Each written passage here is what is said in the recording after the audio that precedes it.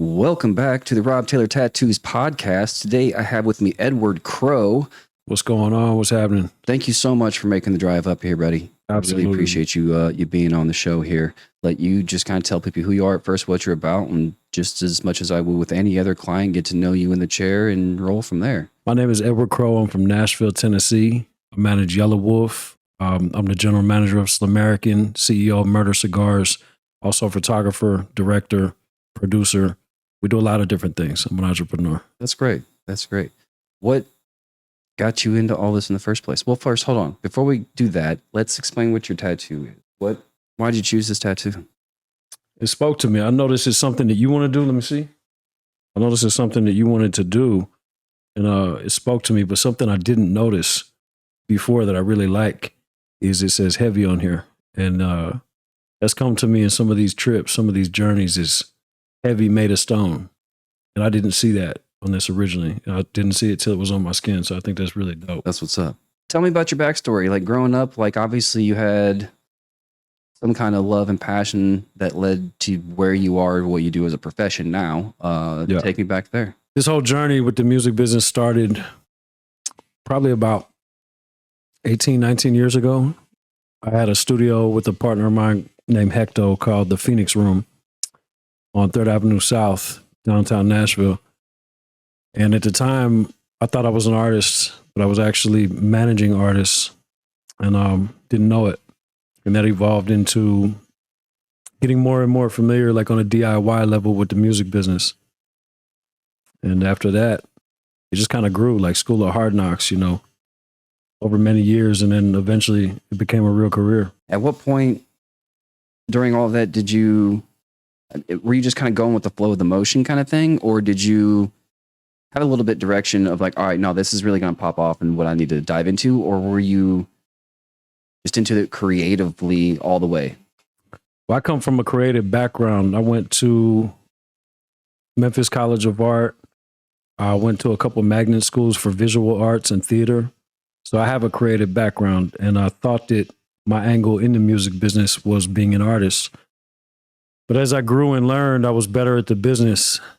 And then I linked back up with Wolf. We just hang out for a while. We were just homies. And then one day we were at a car wash and I said, I want to work with you, but I know you're not hiring. So I'll do whatever the grunt work is. I'll take out the trash, walk the dogs while you're on tour. Really anything that needs to happen, call me. Wolf was down. He was with it. So that's where we started. And today I manage him. I'm the general manager of his company, Slumerican. So it's really dope how it worked out. It started off, kind of aimless with no real direction. I didn't really know where I was going or why. And now I have a very clear picture. And as you know, a career can evolve and change as you move forward, which it has. I'm really thankful to be in the position. I'm surrounded by a lot of very talented, incredible people. Because that's a lot of big responsibility stuff. Like it's one thing to be creative and passionate and even take it to a career level, but to manage such a big act like that, like has it ever felt like, oh shit, I bit off more than I could chew?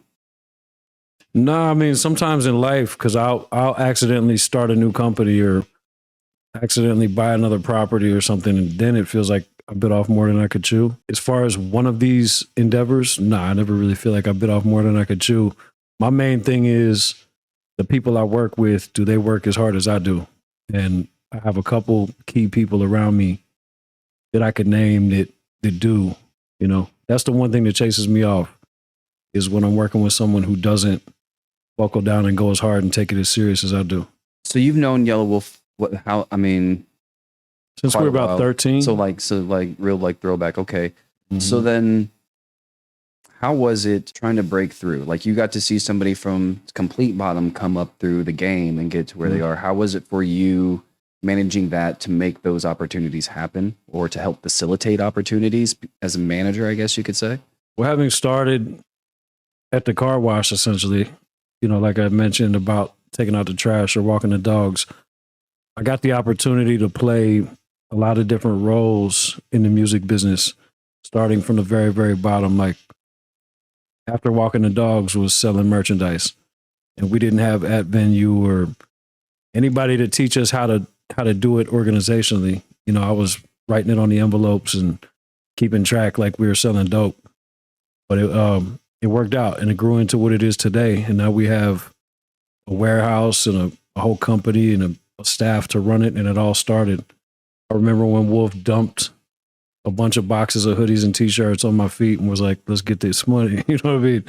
So we went out on the road and did what we did. So when it comes to this Slumerican thing, how is it managing multiple artists? Like, is it just the 9 to 5? Is it that easy for you now, or is it still challenging and stimulating?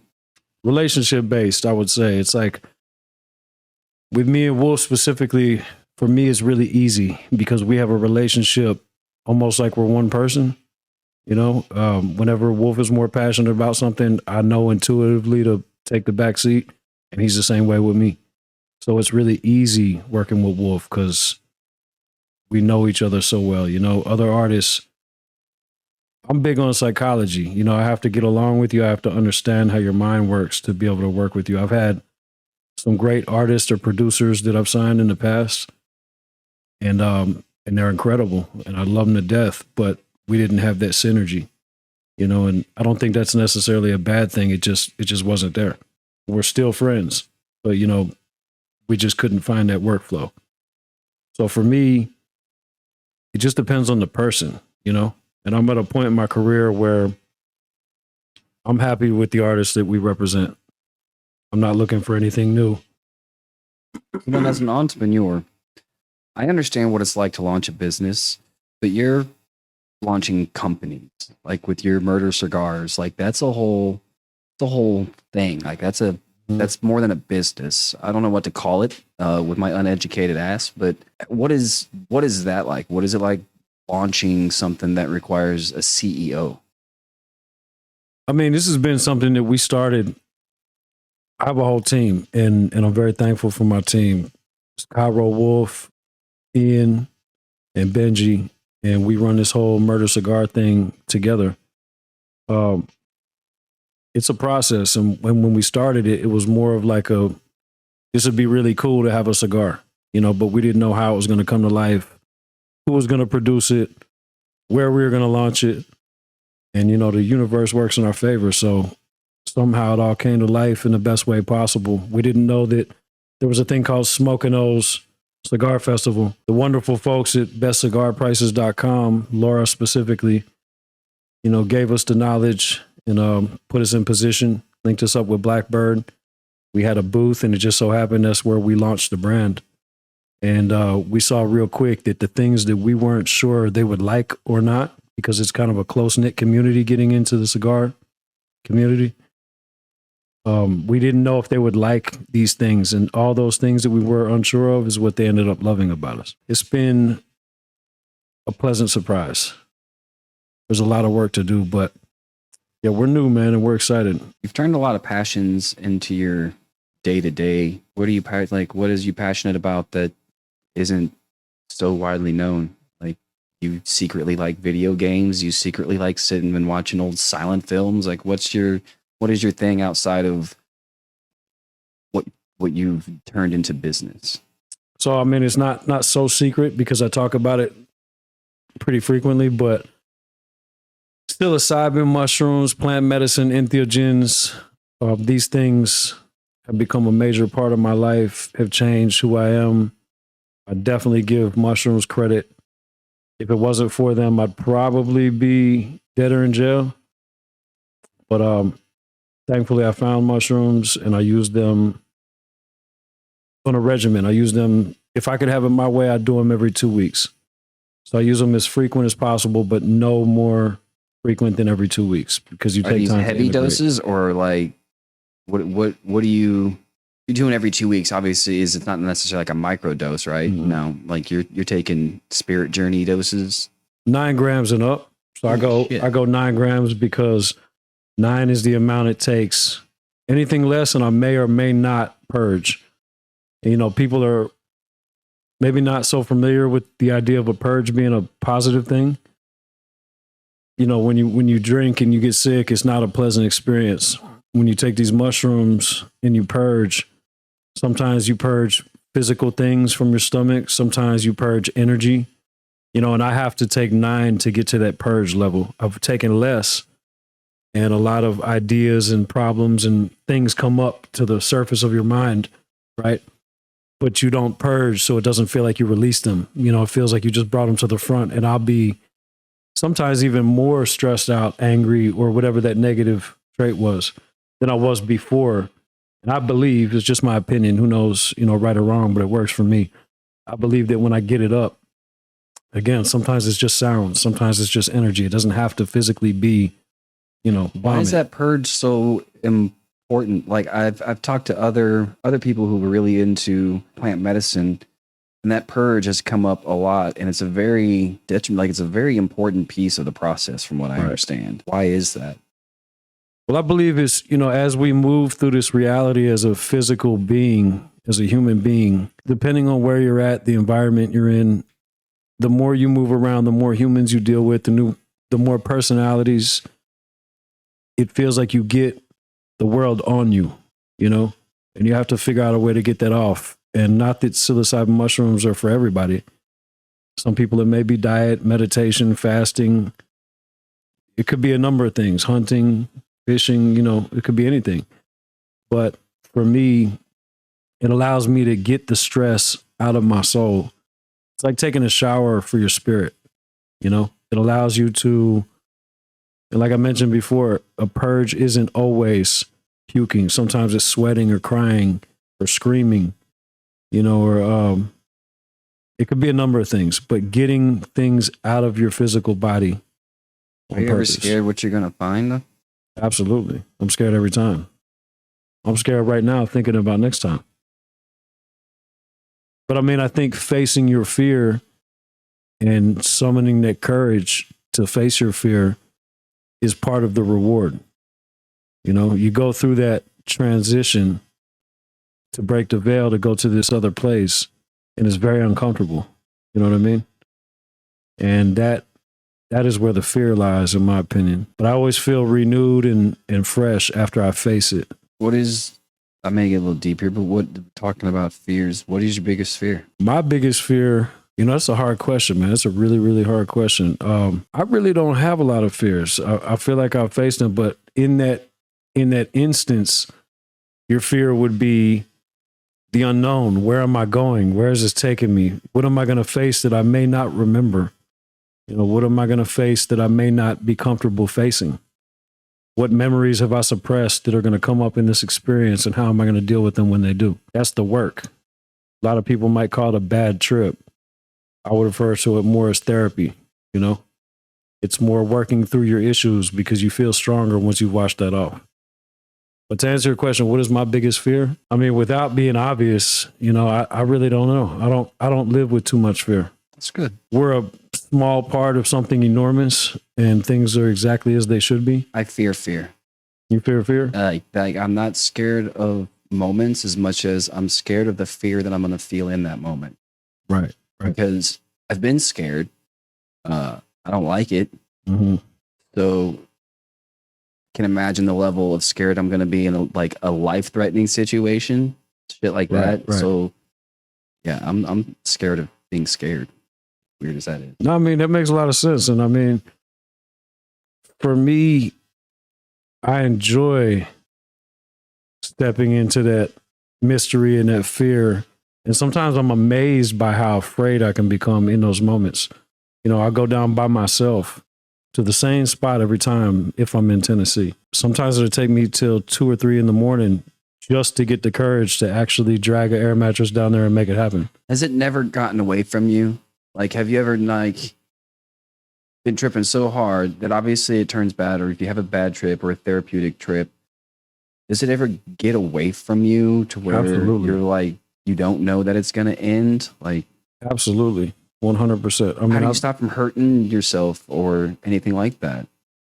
Like, try to go to sleep, act like you're going to sleep. And I drift into, I mean, that's my immediate go-to. You know, people say, try to sing your way out of it. And I think that could work as well. But me, I just try to zone out into forgetting, did I even exist? You know, and then you kind of drift and go with the flow and end up somewhere different in your mind than where the terror is, you know? But again, it's like, you'll relate to this. I mean, I feel like facing the fear, like to me, you do MMA, you train MMA fighters or did. And there's a fear to those people getting in the ring and facing each other, and you might win, you might lose. And I think it's different ways to face that fear. That's an incredible way to me. When I see people do that, it's like, man, it's pretty incredible, right? And I feel like whether it's ayahuasca, mushrooms, or any of these type of things, it's a lot about facing your fears. And that to me is the work. And then the integration that comes after that. It's very important to integrate. It's like after you do that and you get these realizations, you face these fears, you come to these conclusions and these new perspectives. It's important to do something about them after that. You know what I mean? And not just leave it on the table and say, wow, that was incredible. Let me go back to my regular life.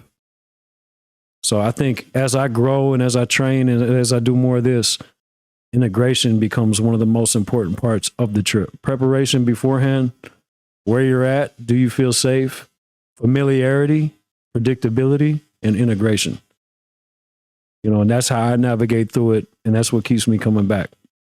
I've had some terrifying experiences in the last 6 months, but I don't see them as something that chases me away. I see them as something that's making me want to integrate and come running back and say, I did that. Are you comfortable? Tell me what both a good trip and a bad trip feel like for you. I know that it's different on an individual basis. Are you comfortable going into that? Yeah, absolutely. Absolutely.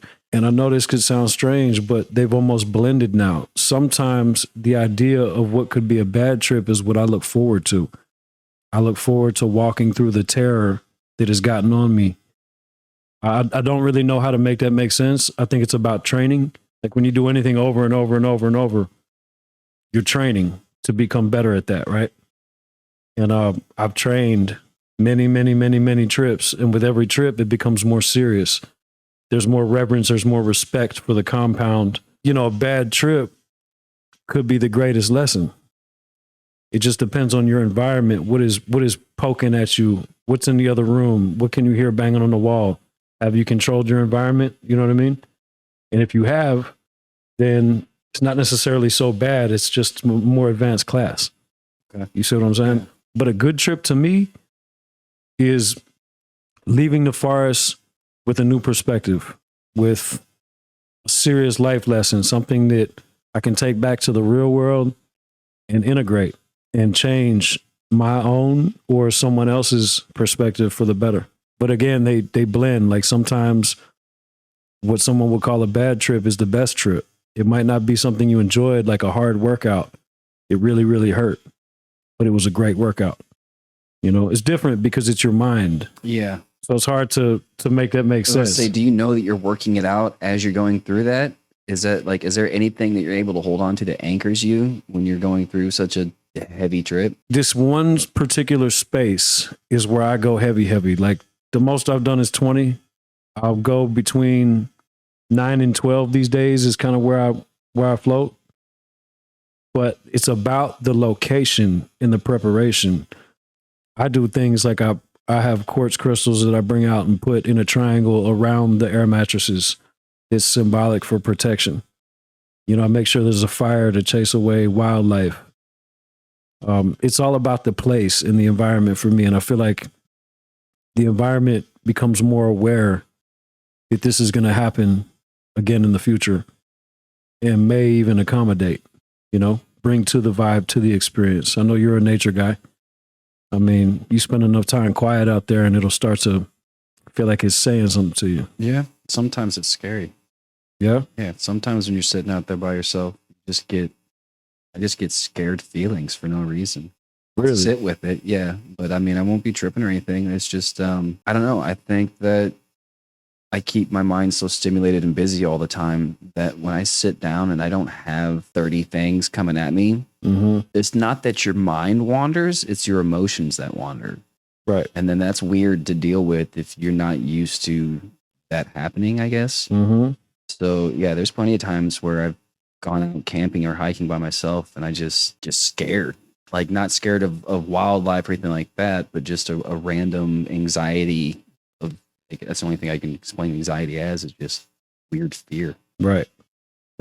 sometimes the silence is loud. I know when I first started working on meditation, that's when I heard the most. That's when my heart beats the most. Have you thought about ever trying out like the deprivation tanks and like Definitely mushrooms and deprivation combination? I would love to, and I would have to be in a situation, I think, where I knew the person who ran the place and kind of orchestrate something properly organized because of the circumstances. You know what I mean? But I have not had a chance to do that deprivation tank, but it sounds incredible. I've heard a lot of great things about it. I bet that would be crazy. Any conspiracy theories or anything like that? Conspiracy theory guy? I used to be. I remember back in the day when Alex Jones would sell DVDs. Oh man, you had to wait 3 weeks to get them. You didn't have YouTube, and yeah, it was like 4 hours of conspiracy theories. Man, for real. I mean, these days, man, it feels like all the conspiracies came true. You know what I mean? It's like we've switched roles. The people who used to be conspiracy theorists are now just knew what was happening and vice versa. I'm not too much of a conspiracy theorist anymore. What were some of the wildest ones you believed? Like, were you ever into the flat earth thing? Did they ever get you? Nah, they never got me, man. I mean, I'm not sure if we went to the moon or not, if you want to start there. I'm not sure about that one. I definitely never got into the flat earth. I got a buddy of mine, Tasty, who's a flat earther. And man, he'll take on 15 people at once with a big smile. And I just love to see it.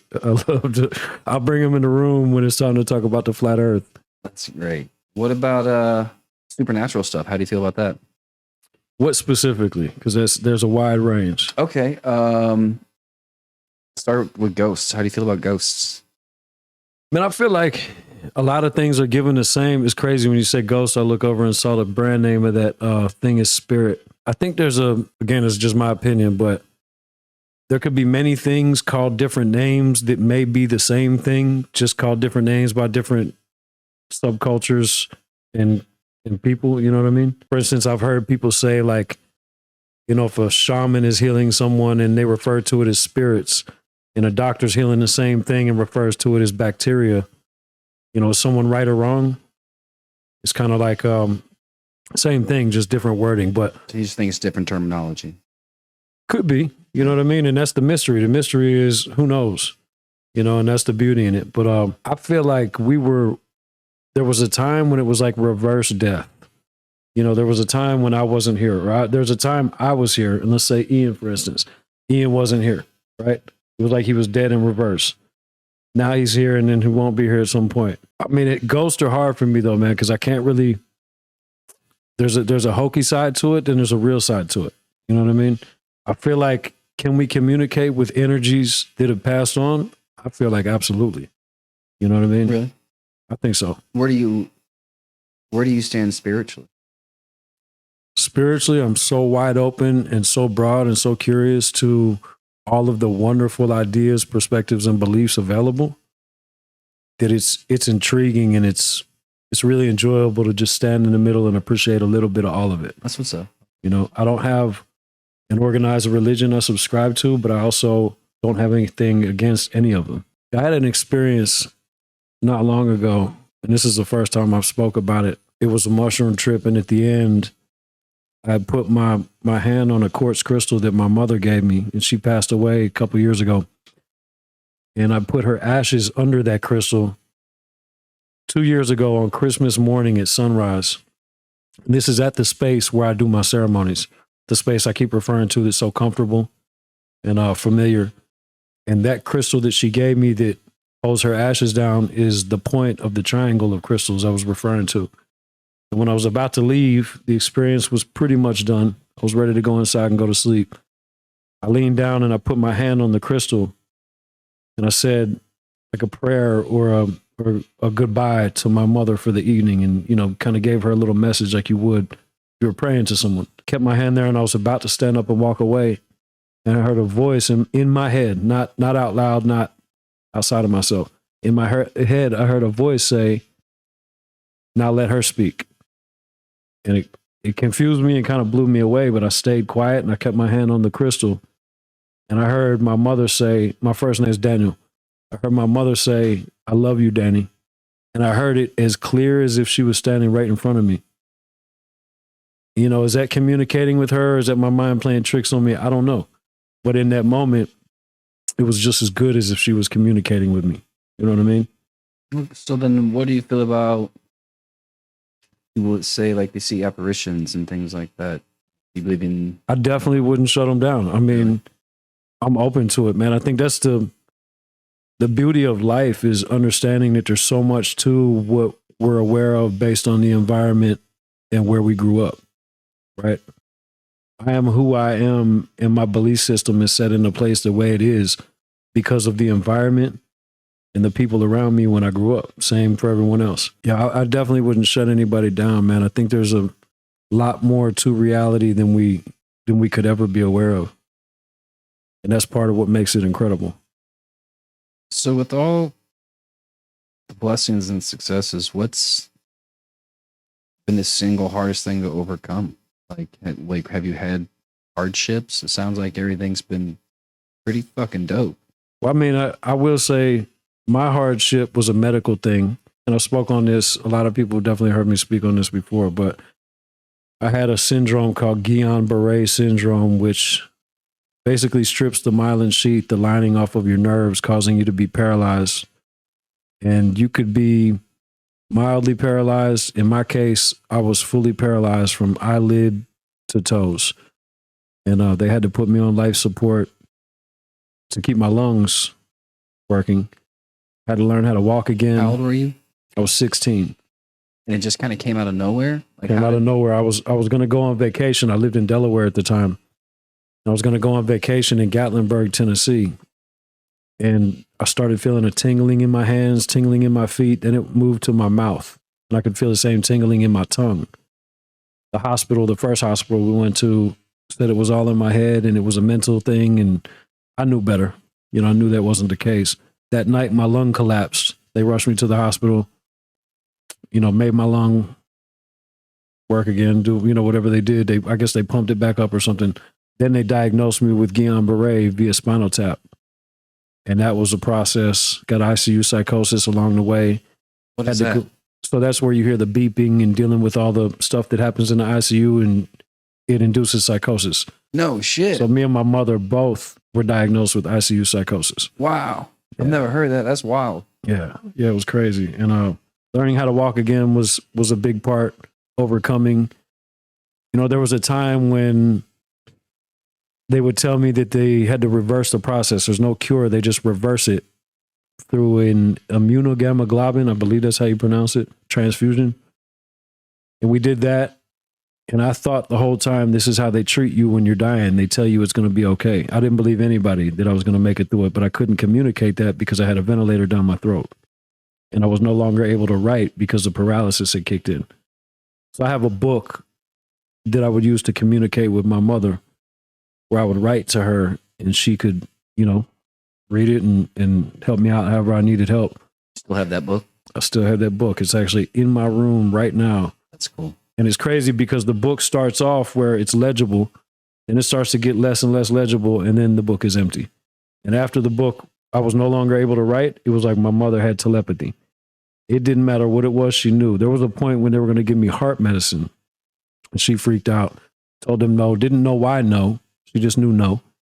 And come to find out, the doctor determined later that based on my condition, it would have put me in danger of having a stroke. And she didn't know that. She just had a knowing, you know, and that got more. We spent so much time together in the hospital room that it became somewhat telepathic. You know, of course, a mother's instinct is always present, but it was stronger than that. I thought that was interesting. But yeah, that's definitely the hardest thing I've ever had to overcome. At what point did you start believing him? Like, at what point did you think that you was going to be okay? So there was a guy named Chris.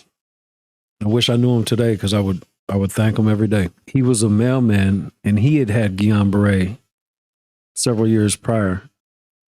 And they came up with the idea to get a person who actually had Guillain-Barré to come visit me. And when Chris told me it was going to be okay, I believed him.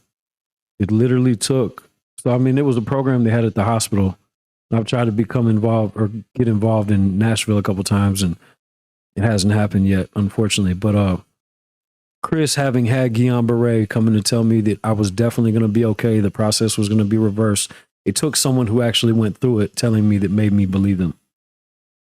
And ironically enough, it was mostly my mom that did it, not me, but she gave me credit as well. I was a kid, but she got the governor of Tennessee to make May 1st Guillain Barre Awareness Day. And we have the certificate signed by the governor and the whole nine. So that's something I want to do in the next couple of years when I can find the time and the bandwidth to allocate to that. I would love to bring that to life, because you'd be surprised. There's a lot of people you might not know of who have had Guillain Barre. I met a couple of them. I think it would be really beneficial, How quick did it set on? How quick did it go from a tingling in your legs to full, was it a matter of days, weeks? It was a matter of days. Yeah, probably 7 to 10 days, something like that. From that, you go in there and, they misdiagnosed and they said everything like it's drugs, it's this, it's that. At that point, I may have smoked weed a couple of times. It definitely wasn't drugs. You know what I mean? They say you get it from Campylobacter, which is a bacteria in chicken, uncooked chicken, or flu shots or vaccines. No shit. Yeah. So when COVID came around. So it's something you can contract. Oh, yeah, for sure. Oh, wow. But you got a better chance of getting struck by lightning than you do getting Guillain Barre. Wow. So when COVID came around, all the politics aside, I was genuinely in fear of any vaccine. You know what I mean? I don't care what it's for anything at all.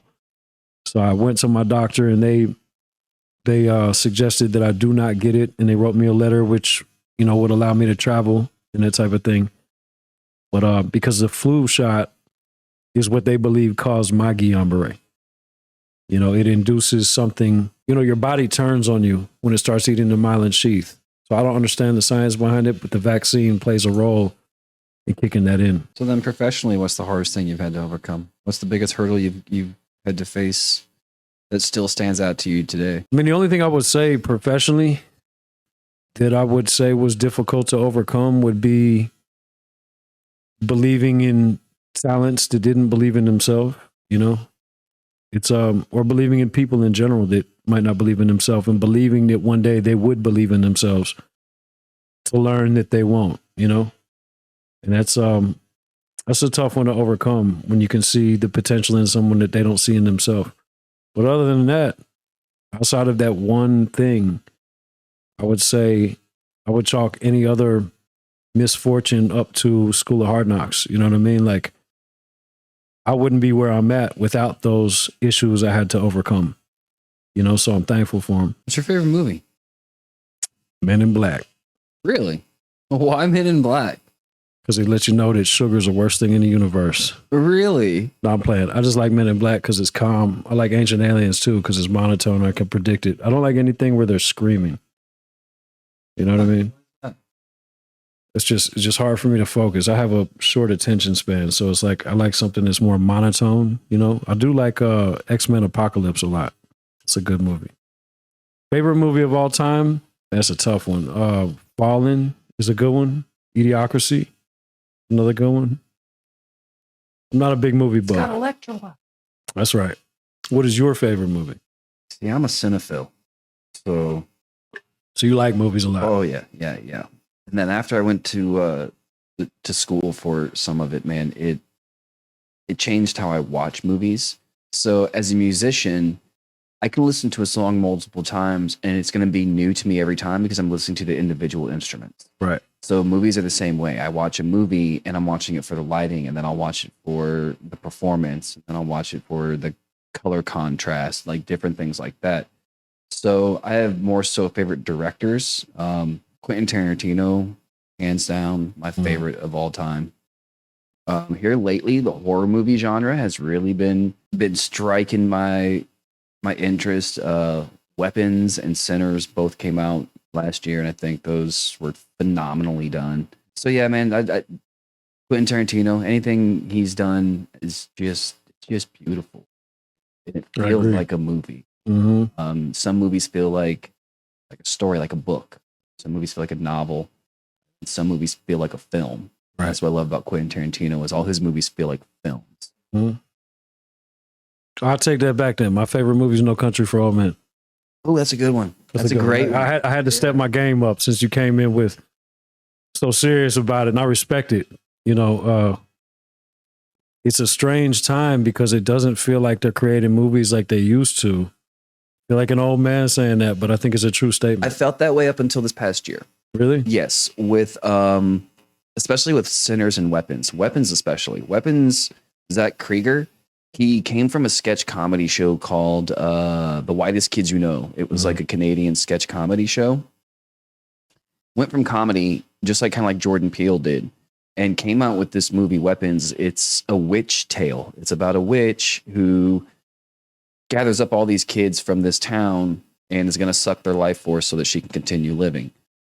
Not an original story. The way he tells the story, though, it instantly became probably one of my top 5 favorite horror movies of all time.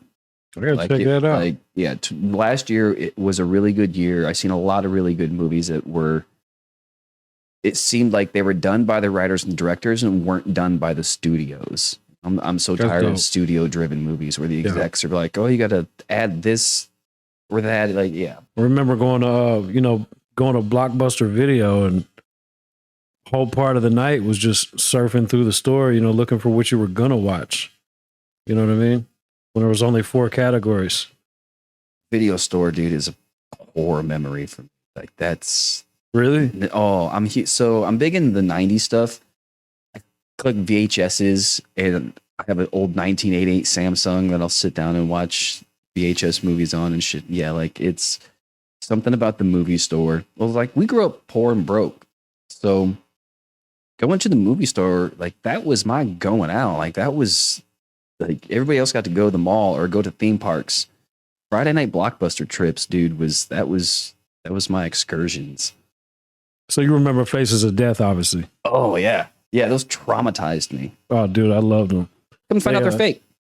Yeah, right. Really? Yeah. Yeah. I never heard that. Yeah. Come to find out it does have some real stuff in it, but from what I understand, the majority of it's fake. Damn. Yeah. I could be wrong. Bummer. I could be wrong.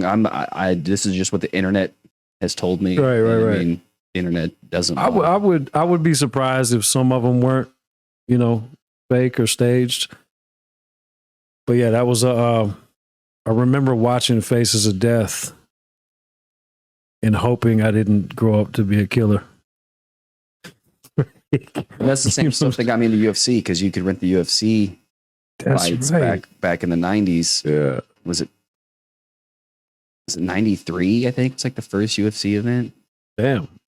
I didn't realize that. Mm-hmm. Yeah, it's not been a thing for very long. That was the only way you could watch UFC fights was getting them on the same wall as Faces of Death, the 18 up wall. Yeah, it was like, you watch that and think, all right, I don't want to do this, I don't want to do that. And not long after I had first seen Faces of Death, I was sitting in the window at my aunt's house, looking out the window as a little boy, and I'm watching the guys across the street cut down trees in the yard. And this one guy, I guess he wasn't paying attention. He was putting a log into the wood chipper, and he pushed all the way in to where it cut off his arm right below his elbow. So right in the middle of his arm went into the wood chipper. And on the other side of the truck, I saw what appeared to be the contractor talking to the client.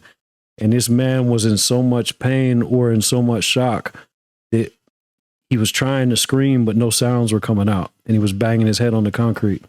And I literally made a list of all the things I didn't want to be when I grew up.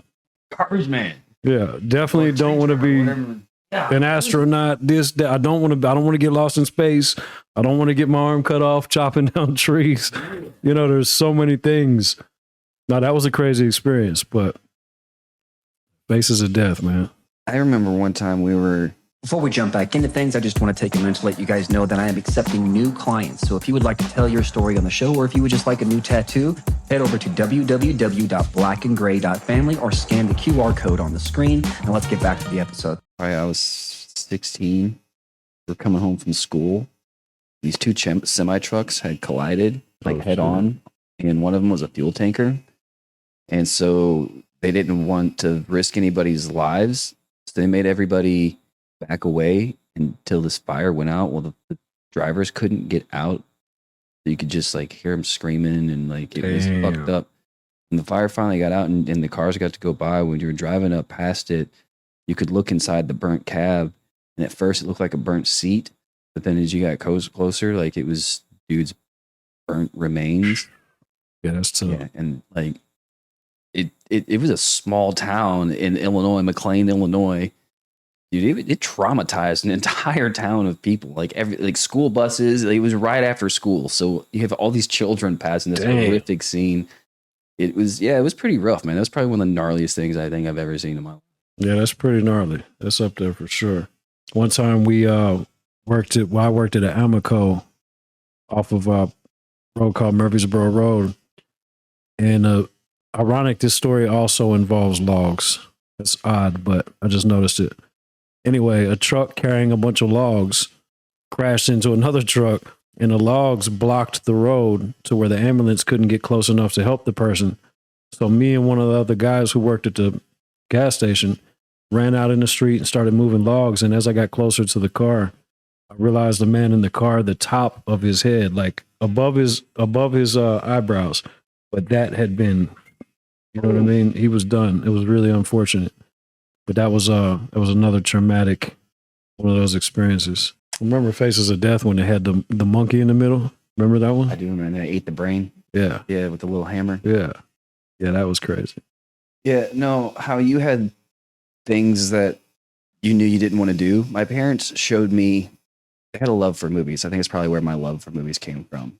But they had, it was almost like fear propaganda media. How they kept me off with hard drugs, but they showed me movies like The Basketball Diaries and Requiem for a Dream at a very young age.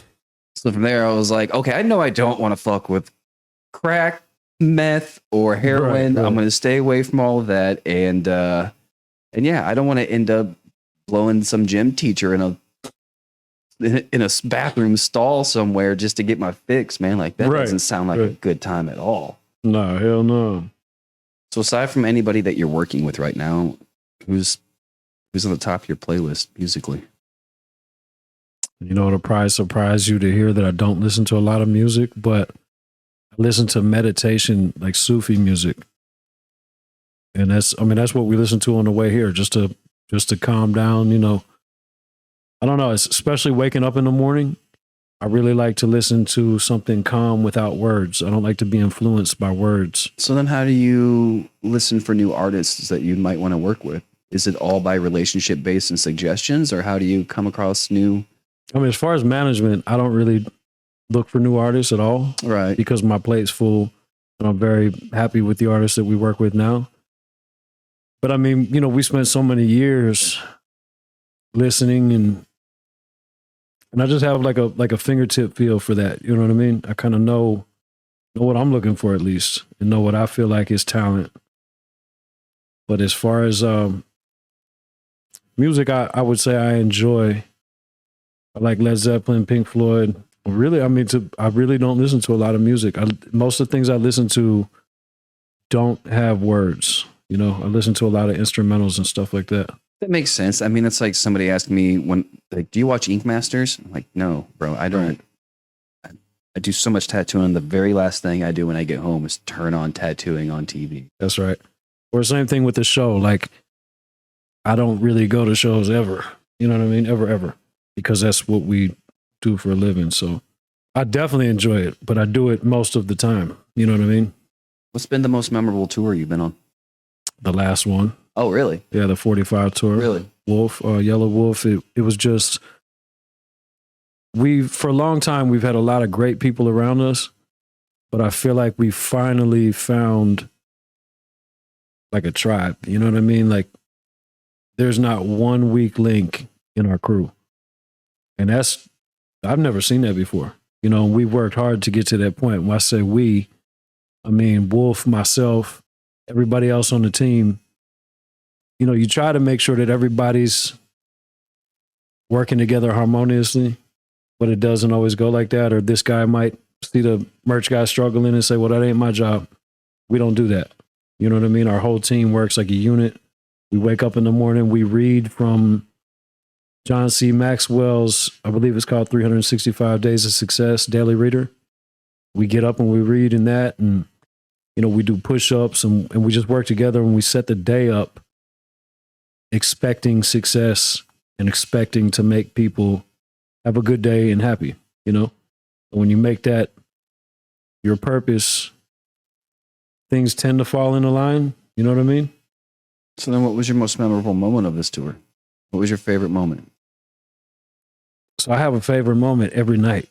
And every night is when we would put a birthday cake on the rider and we sing happy birthday for the hell of it. And the real reason is because today is the first day of the rest of your life. You know, you, me, everybody. Today is the first day of the rest of your life, and it's like being reborn when you wake up to a new day. So we started putting birthday cakes on the rider just to invoke that energy. And it became something that was more than just fun. It became necessary. You know, we don't go a show without a birthday cake. Sometimes we'll bring it out and Wolf will find a kid or somebody in the crowd who it happens to be their birthday. We bring them up on stage, and that's where the cake goes that night. Some nights we sing it in the green room after the show. But it always plays its role. You know what I mean? It's always necessary. Yeah, it's a thing that everybody remembers. I know some people don't like to be reminded of their birthday because it means they're getting older. But if you keep in mind, that's the day that you're being celebrated. You know, there's something really beautiful about that. And it tends to make everybody happy. We like to invite everybody in. The lady, you know, watching the door, the promoter, anybody along the way. We're like, hurry up, come on, we're going to sing happy birthday. They don't really know who until they get in there, and then we point at everybody in the room, including them. So that's my favorite part. Outside of working with such incredibly talented, creative people, I mean, that's a blessing of its own. You know, to have a break from the mundane and get to work with creative geniuses is really incredible, and I'm very thankful.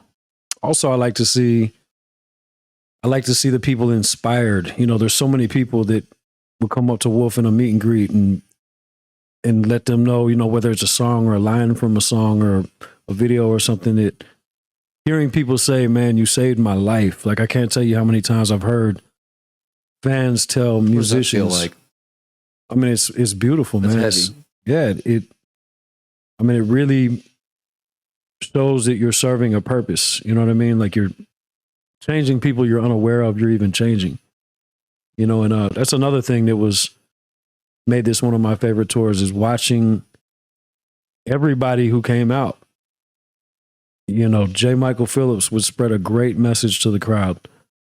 Wolf would spread a great message to the crowd. You know, it's different energy now, man. Everybody on our team wants positivity and good energy. We're not Mr. Rogers. It's more like if Tupac was in a good mood.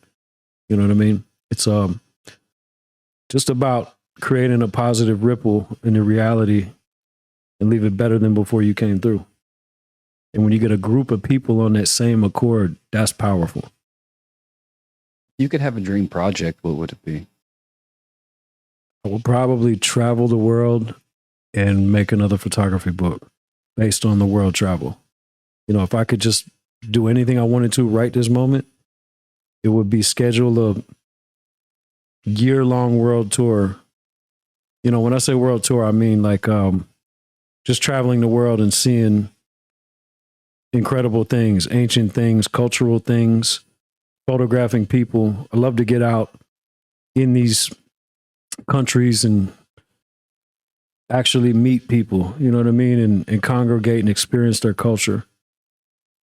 Something really, really cool about that. And finding people who almost feel like you've known them your whole life. You know what I mean? When I was in Thailand, I walked around the corner in Chinatown in Bangkok, and there was this old dude who genuinely looked like Mr. Miyagi. He looked at me like he hadn't seen me in years, but he knew me. And I felt like I hadn't seen him in years, but I knew him. And he hugged me and he poured me a shot of tequila on the street corner. And I cheers with him, you know, and the only thing we could find in common language-wise was happy. I was saying Happy New Year, and he just kept saying happy, happy. By the end of the interaction, I felt like I'd bumped into my uncle or something. you know, and that's not uncommon when we're traveling to like find kindred spirits and accept that and Really? not let it be strange. You know what I mean? So then as a photographer, what's your artistic process like? I'm pretty run and gun. I'm like, I like to make it happen without a whole lot. You know what I mean? Like I don't really do big production stuff. I'm more of I like to jump in the car and keep in mind, like the world that I came from, there was never a budget. So I think that a lot of this probably originated from that, having to just go find something dope and make it work. But that's my process. I mean, I like to walk up to people I always ask respectfully. Some cultures, man, it's strange to give them money. Like they don't want your money. Other cultures, you better give them some money. You know what I mean? And that sometimes can be difficult to determine, you know what I mean? To make sure you're doing what's right respectfully.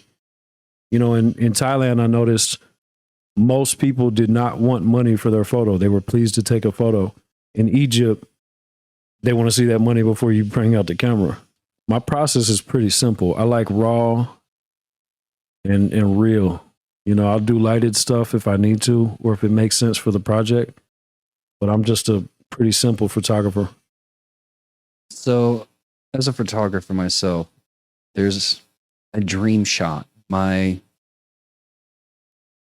Moby Dick. It's a shot, I guess you could say. Do you have a single shot in your head that is your peak, your like something I've already taken or something I want to take one day? Something that you want to take. So for example, I have a shot in my head of a ballerina with a burlap sack on her face dancing in front of a burning car. That's dope. In the desert. Obviously I don't have the resources to make that kind of shot happen, but to me, visually, artistically, that's like my shot that I want to complete before I die. My bucket list shot. Do you have a bucket list shot?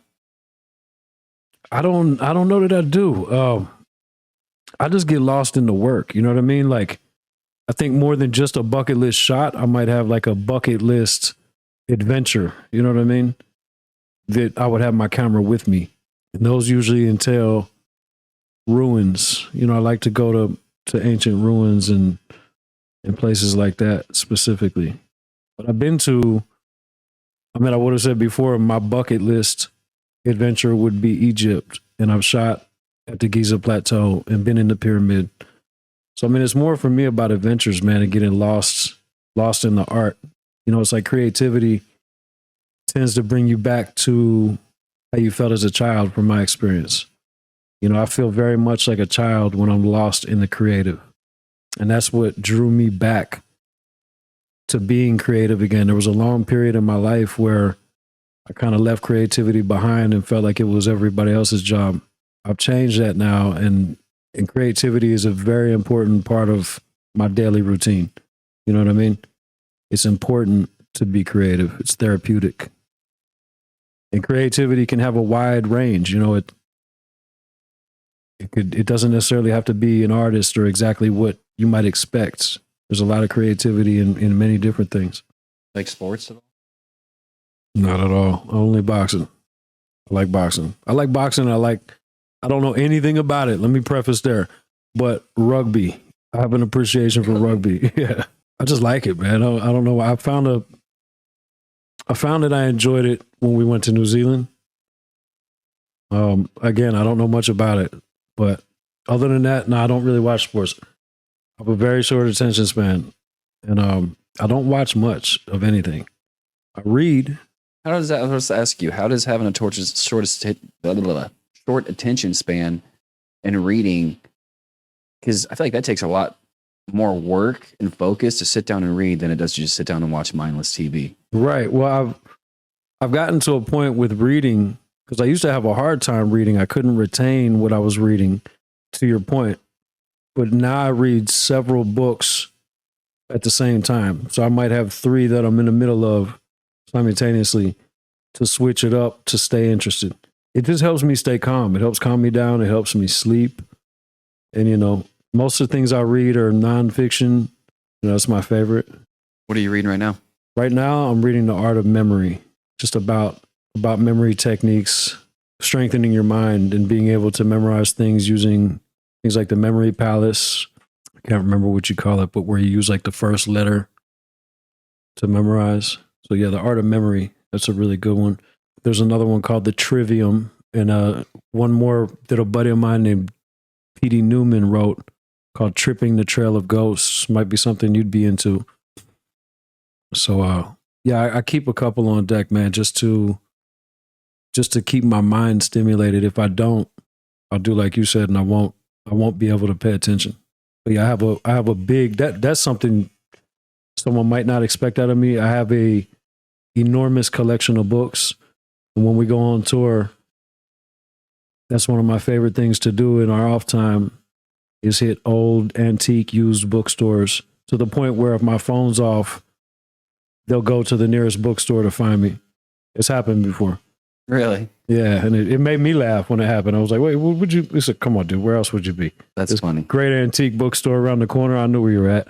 Yeah, I love collecting books on the road because just like if you were looking for music, you might find a great local artist who didn't quite make it to mainstream, but still incredible, based out of Louisville or something, you know, like that you didn't hear of if you were in Seattle. Same thing with authors. Same thing with topics. Geographically, they change, and you find things you may or may not have found. Do you have a favorite book or a favorite author? The author who kind of brought me into this way of thinking and has set me up for where I am in my life without even knowing it is Napoleon Hill. So I was in a bookstore in Cookeville, Tennessee, a long time ago, and they had a sale, and there was a book called Think and Grow Rich by Napoleon Hill, and it was on the clearance rack for $1, and it said this book may be worth $1 million to you. And I picked it up, and that striked my interest in self-help, which kind of brought me back to like esoteric teachings and some occult stuff, you know, and that's all stuff that I was introduced to as a child by my grandmother. She would read me H.P. Blavatsky, Edgar Cayce, you know, and then I got into doing magic like an illusionist, not like, you know, like an illusionist, like doing magic tricks and magic shows. Really? And I did that for a while as a performing magician. Because I've never heard anybody be like, I want to learn how to do magic tricks. Like what? As a kid. How old were you? Just as a child? Yeah, like probably started around 8. And then became a magician's assistant. Did several shows with him. I'd had a teacher for a while, a magic teacher, and he ended up passing away. But yeah, something I really enjoyed for a long time. I still enjoy, you know, watching people do it to this day. I went into the House of Cards in Nashville. It's a really cool spot. It's a restaurant, and they have magic shows there also with your dinner. But I went in there about a year ago with my uncle, took him and my aunt and my fiance down there. And ironically enough, the magician who I was his assistant when I was a kid was a performing magician at this restaurant. And he looked completely different. I looked completely different.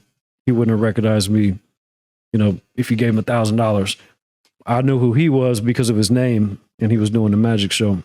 Yeah, that was really cool. I got to talk to him, and after he did the magic, he took one of my rings, not knowing that we already knew each other, and he like made the ring melt through a pen and be on the pen. It was really crazy. I don't know how he did it, but after he did that, he goes by Kevin King. After he did that, his birth name is Props. I went up to him and he said, "What's your name?" I said, "Edward." He said, "That's my brother-in-law's name and that's my father's name." And then I went up to him after everybody cleared out and I said, "You said your father's name is Edward. Is his last name Props?" His eyes got real big and he looked at me. He was like, "You little shit. Is that you, Daniel?" And we started talking, and it was really incredible to reconnect. But yeah, man, I enjoyed that stuff. I enjoyed the mystery from the very beginning. You know what I mean? And I feel like the mystic in me is just a grown-up magician. Why didn't you pursue that heavily? Like, I mean, you've done shows. Why?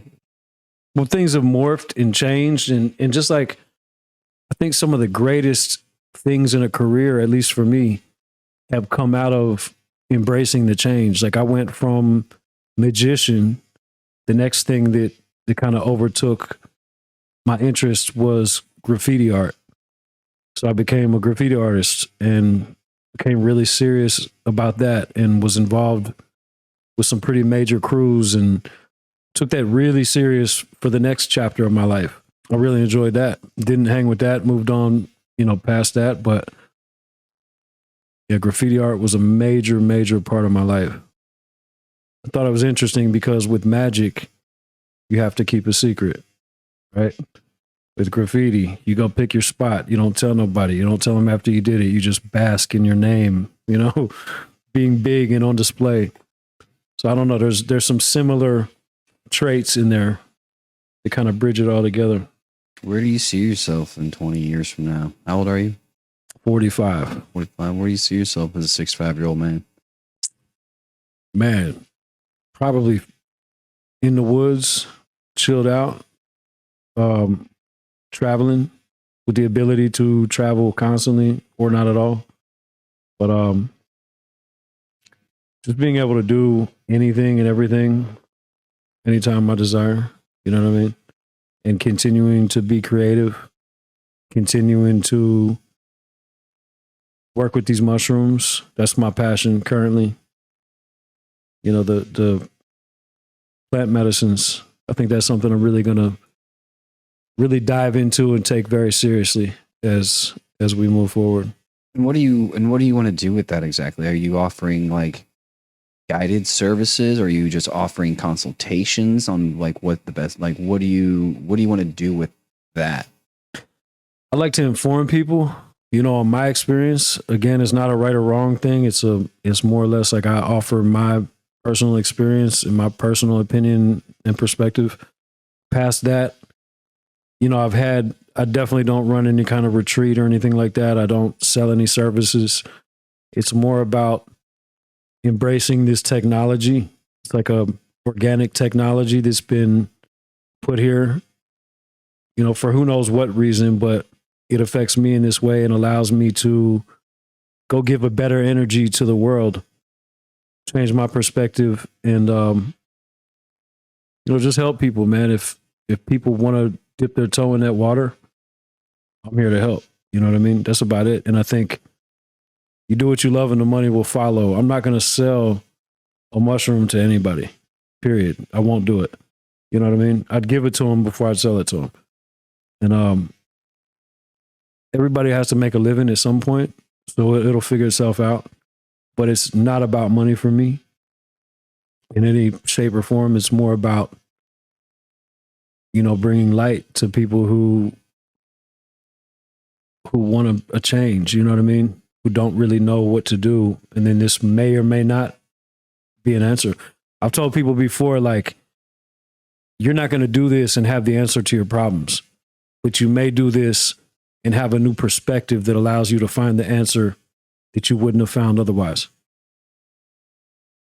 So what advice would you have to somebody who is thinking about it, on the fence of trying out mushrooms for the first time? I would definitely say take it very serious, treat it with respect. Make sure that whoever you decide to do this with, you trust. Make sure they're treating it with respect. Make sure you are familiar with your environment. I tend to do it at nighttime because I feel like the energies are low. People are asleep. I also work creatively best throughout the middle of the night. But I think through the night, for me, is good because you don't really hear much. Nobody's going to show up, But I would just tell people, man, treat it with the utmost respect. It's not a party thing. It's a very serious, serious thing that should be treated with the utmost respect. And, definitely go in with the right headspace. As I've trained and evolved, I go to the mushroom mostly when I'm not in the right headspace. When I'm most stressed out is when I need the mushroom the most, but that's not sound advice for someone who's just getting started. You should definitely get your head right before you go in. And then, as you grow, as you learn, as you train, you'll know when it's time to go in when your head's not right. And there's levels to Sure, this stuff is great for PTSD, depression, but it's also great if everything's okay. You know what I mean? It's also great to strengthen your mind and sharpen your superpower, you know, and become a better version of yourself. So my advice is just don't take it lightly. Like I don't judge anybody, but I personally don't do the mushroom chocolates. If I know someone who I could see their operation, I definitely would eat a like microdose gummy or something like that. But I would have to be able to see the operation and see where they came from. But yeah, I'm just a fan of the actual fruit and doing it in a ceremonial way. I think it's very important to. You figure these mushrooms have been here longer than we have, you know, and they definitely are the technology of the forest. You know what I mean?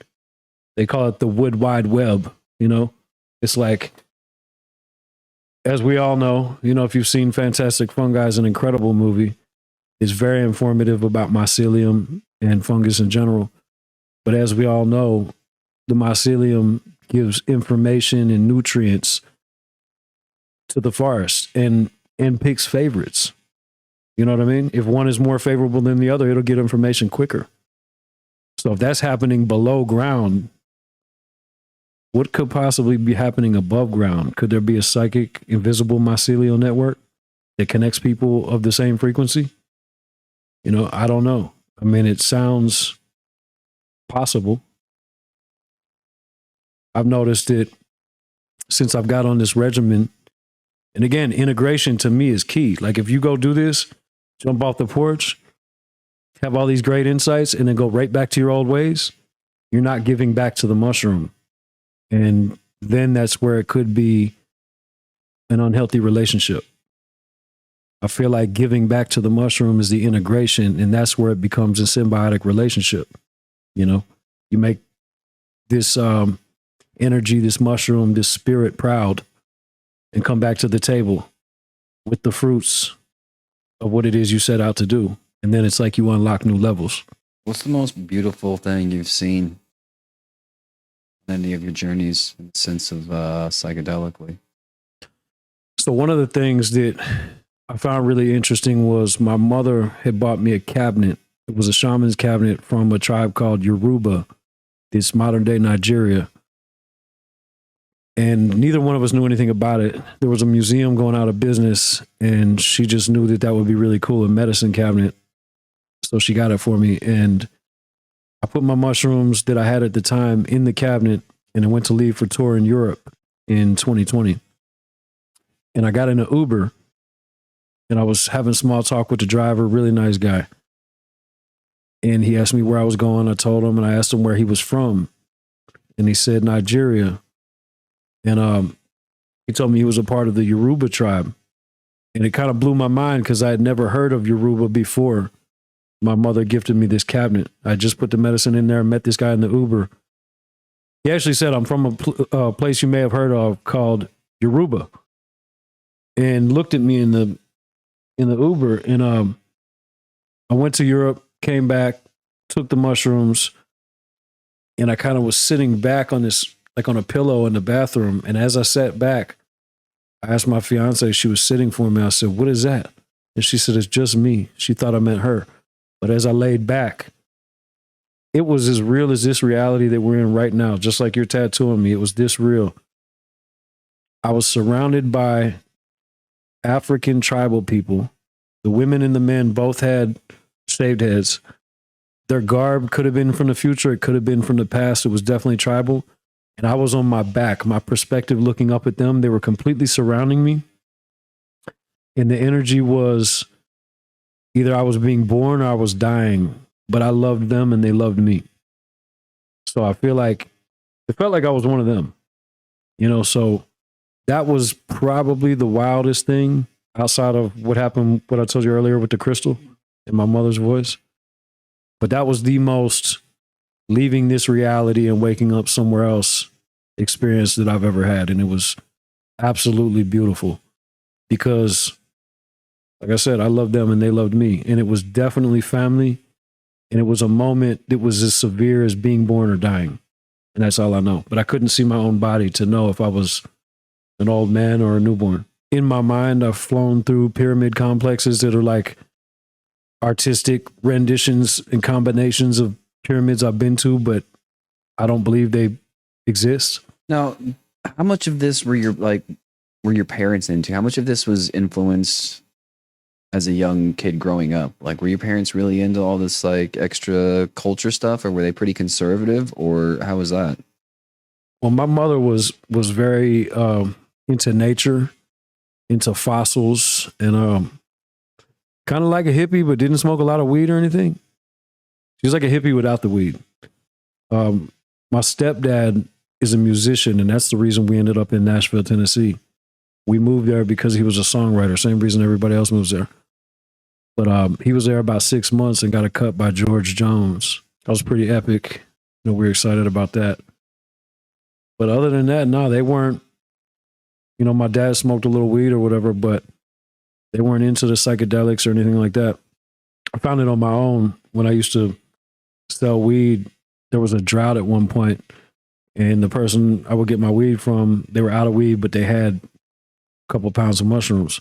I took them thinking it was just like weed. Like, I had no idea. I'd never used them before. I didn't think that what taking them was going to be like weed, right?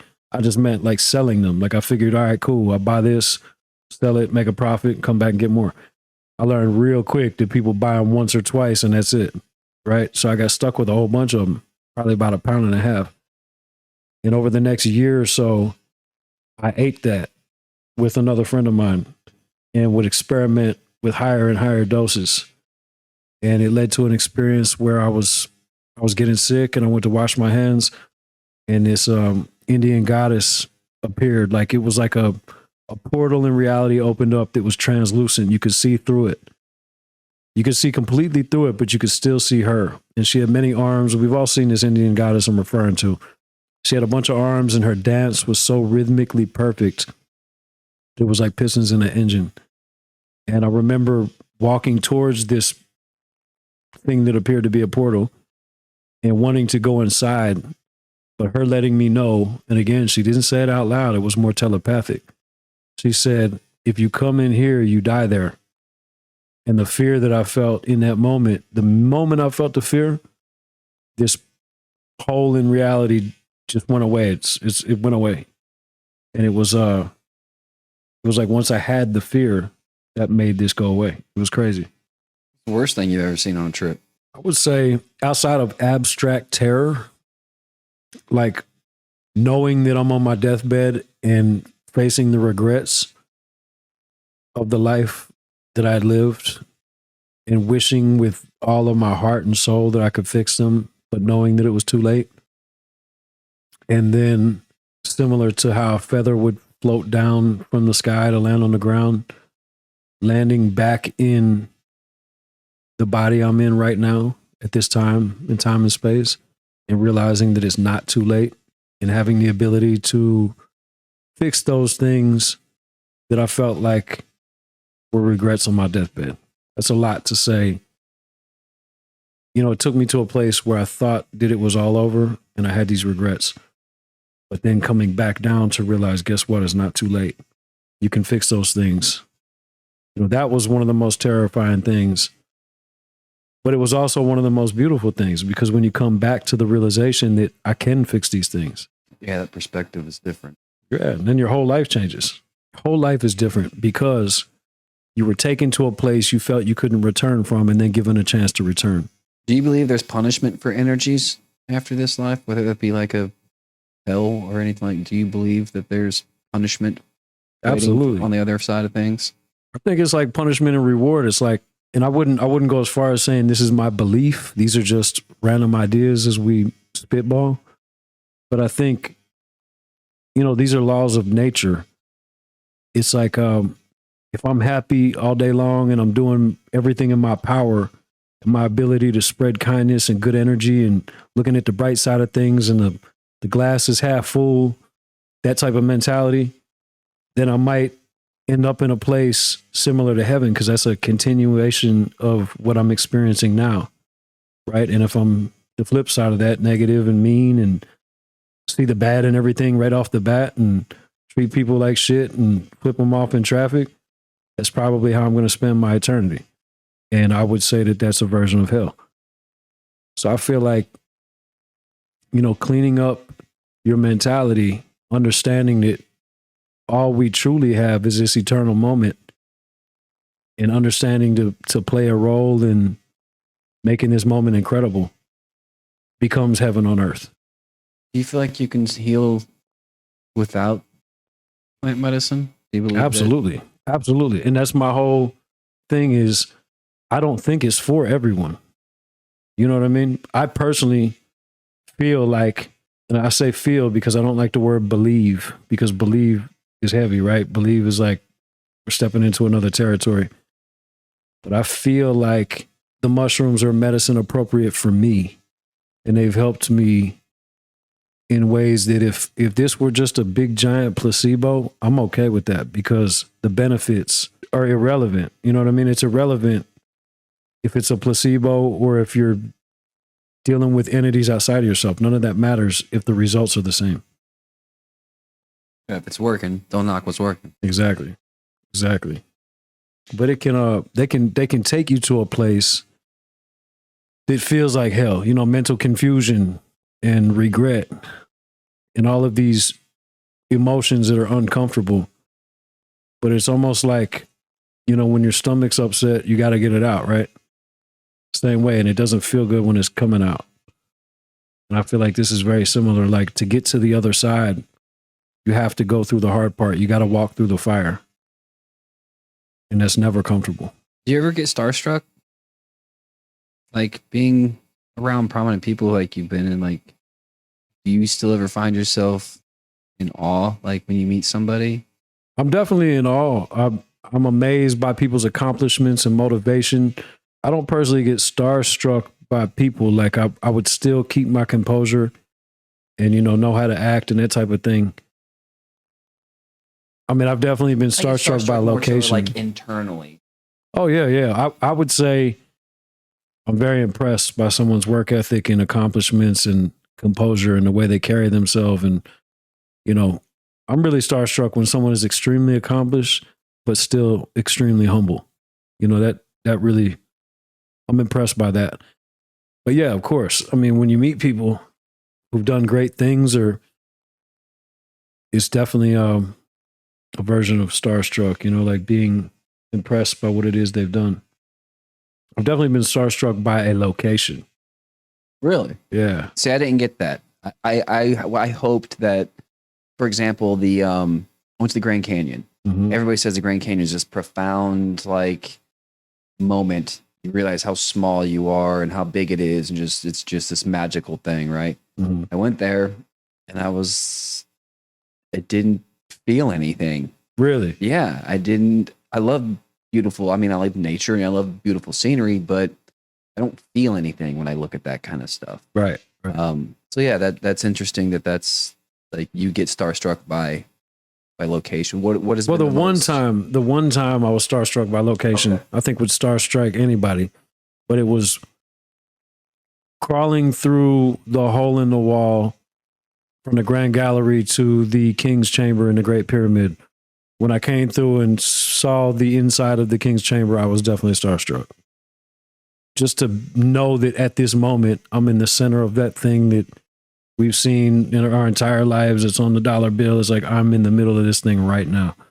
Yeah, I was definitely starstruck by that.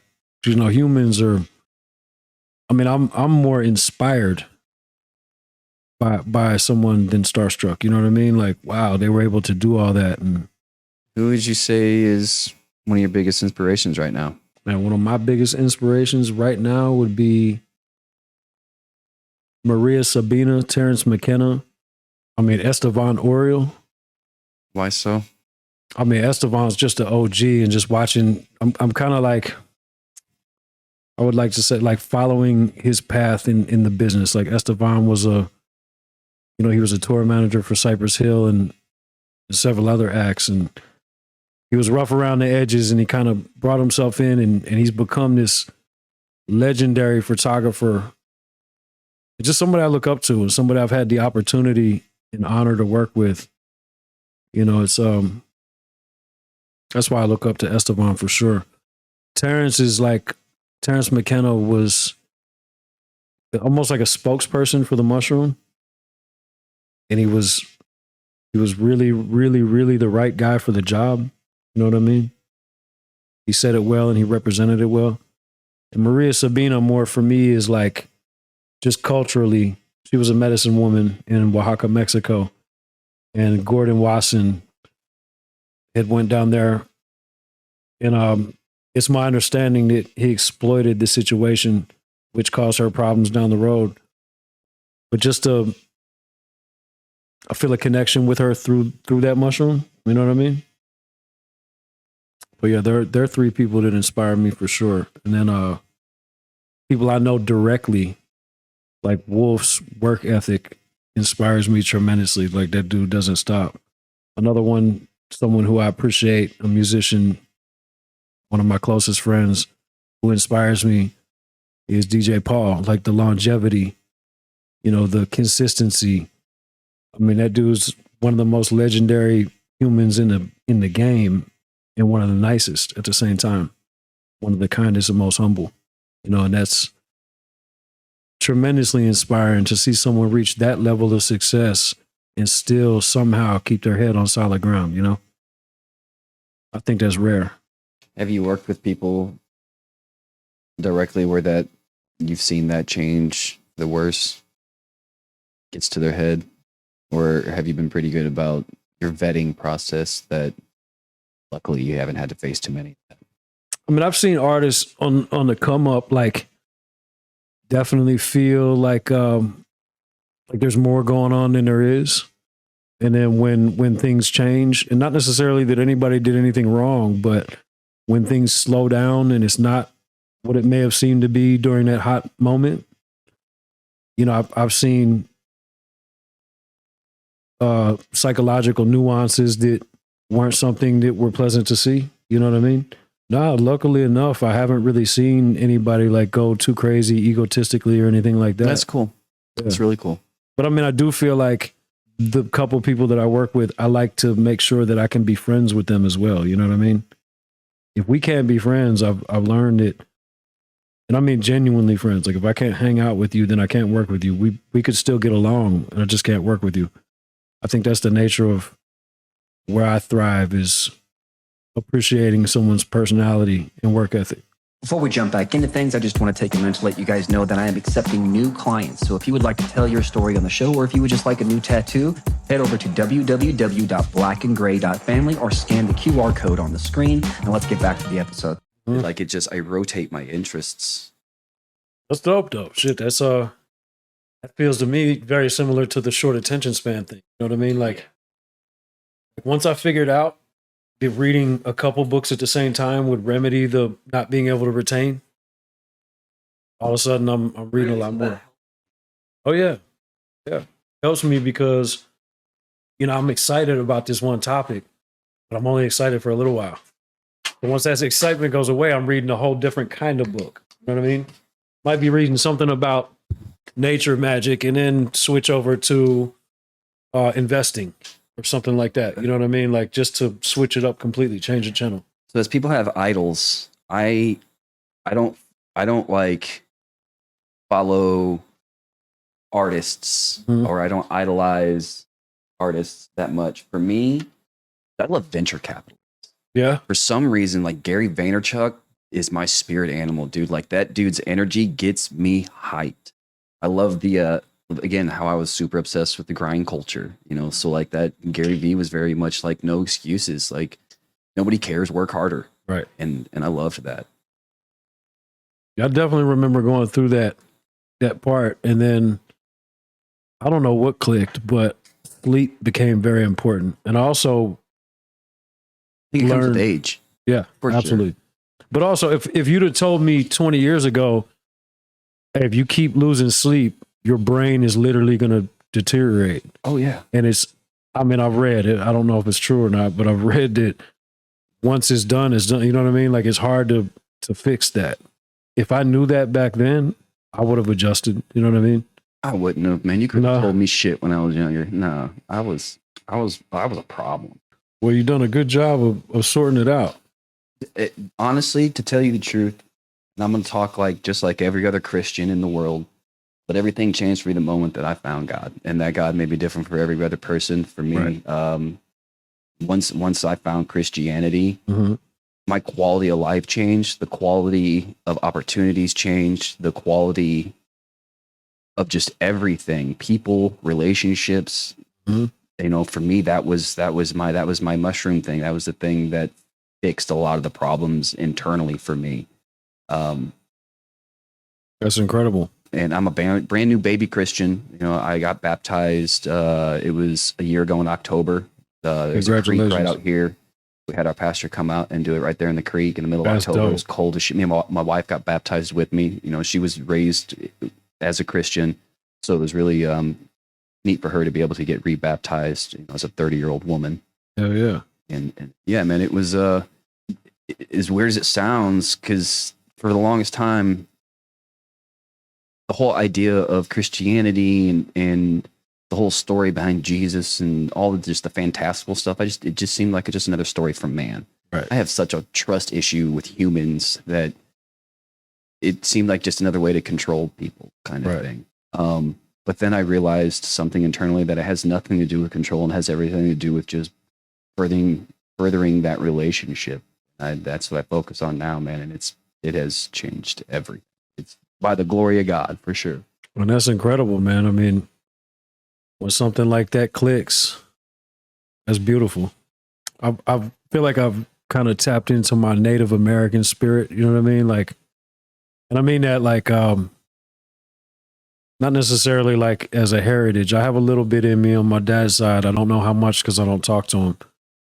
But I mean more of like just being out in the nature, you know, being around the land. And it's interesting how like the nature and the land and the animals who inhabit the land all kind of, when you spend enough time on that land among those animals, it's like you become a part of the inner circle. You know what I mean? Like you're allowed in on the jump. Like barefoot and ground, like nature Absolutely. thing. I don't know how to explain it because like we were talking before, I was never a nature kid, but when I found it spoke to me. Right. Absolutely. There's something about like in the morning on the land, you know, waking up and walking the trail with my fiance and drinking coffee, you know what I mean? With the dog running by and just the dog's able to do what it wants to, you know, there's something really incredible about that. And you're not going to run into anybody else on the trail. Right. So then what's next for you? What's next for Slumerican? What's next for Murder Cigars? What do you got next? Man, we're staying in motion, you know what I mean? Accepting all these wonderful opportunities and blessings that are coming our way. And there's so many blessings and opportunities and incredible people that it's hard to keep up. You know, so what's next would be, I feel like we're right where we need to be. So I would say what's next is staying consistent. You know what I mean? Maintaining what it is we've started and staying focused on the goal at hand. Because it's easy to get more opportunities that are similar but diverse enough to knock your bandwidth out of place. You know what I mean? Especially in the world we live in now, like opportunities are very all over the place in the best way. You know, and if you have, like if I had 50 people to be the team for these different things, then sure, it'd be great to explore all those opportunities. But until you have that framework, I feel like you could be kind of getting off the path. You know what I mean? If you're not careful. Staying focused. Yes, big time. I don't know anything about Yelawolf outside of being a fan of the music. And the Slumerican is his record label, or is that something that like you guys did together? Well, it started off more of a culture brand, and he got it tattooed on the back of his calves. It says Slumerican Citizen, so the cops could see it when he was running from him. Yeah, it started off as a culture thing, and then it kind of took off. He turned it into a clothing brand, and it's we released music. I wouldn't call it a label. We call it Slumerican Recordings. You know what I mean? Because it's it's not a consistent label situation. You know what I mean? Whenever, Wolf finds an artist that he really likes, respects, and wants to work with, and they want to work with us, then we'll sign them. But it's not something that we're consistently trying to do. It's just when the Goldilocks zone presents itself, we hop on board. How was that starting that whole brand? I mean, you being, I'm assuming, by his side throughout that, what I mean, did you have a part in all that, or was just all him just running with it and his ideas? And so Wolf started Slumerican from the jump solo. People have come in and come out and partnered and collabed and things along the way. When I jumped on board, it was early. It was in the early stages. Like I said, we didn't have, a warehouse or anyone manufacturing. It wasn't necessarily a clothing brand. We had a couple hoodies and a couple t-shirts. And now we've grown to this warehouse and we do other people's merch. We've done merch for NASA, believe it or not, and a bunch of different artists. And that's another company called Gold Tooth Screen Printing, because we had to separate it from Slumerican. But Slumerican has just turned into an empire, and it started off as an idea. But yeah, Wolf is responsible for Slumerican, what it means, what it stands for.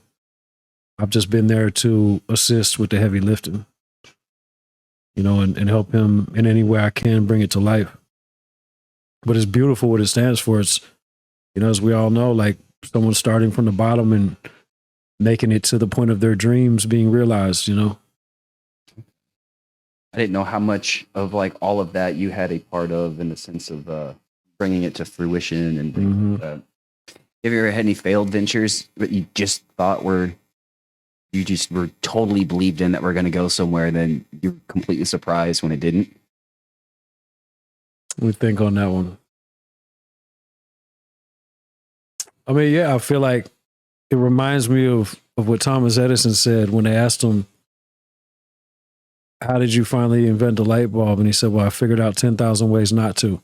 So I lost track of all the times I failed or ventures didn't go the way I planned. I mean, literally lost track. I don't think I could start with one because it wouldn't be the most eventful.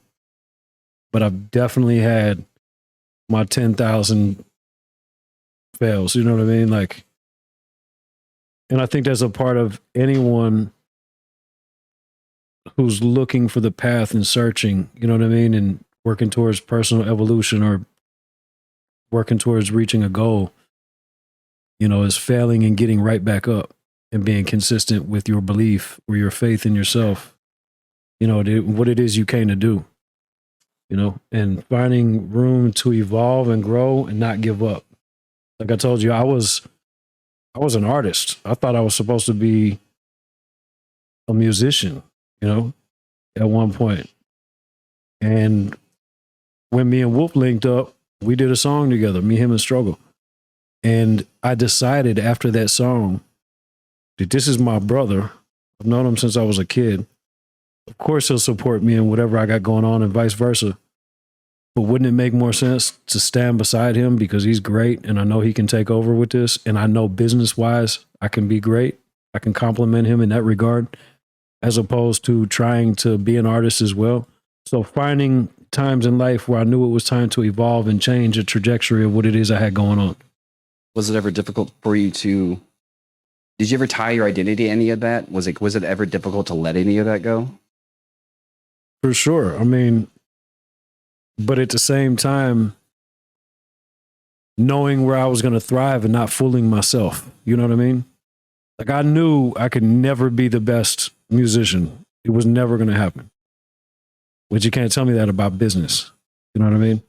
Okay. So it came natural. It was just the right thing to do for myself to continue to grow. Well, my man, you are dunzos. Let's get it. Before we let you up to check everything out, is there anything that you want to say or plug or close out with before we hop off of here? Man, if you want to know anything I have going on personally, go to edwardcrowe.com. Edward.crowe is my Instagram. And other than that, hope to see y'all soon. I really appreciate you being up here and taking the time to come up and be on the show. If you guys found any value in today's conversations, please like, share, subscribe, comment, let us know how we're doing. We're a fresh show, so we're still building all that up, and I enjoy talking to you guys. So until the next one, thank you.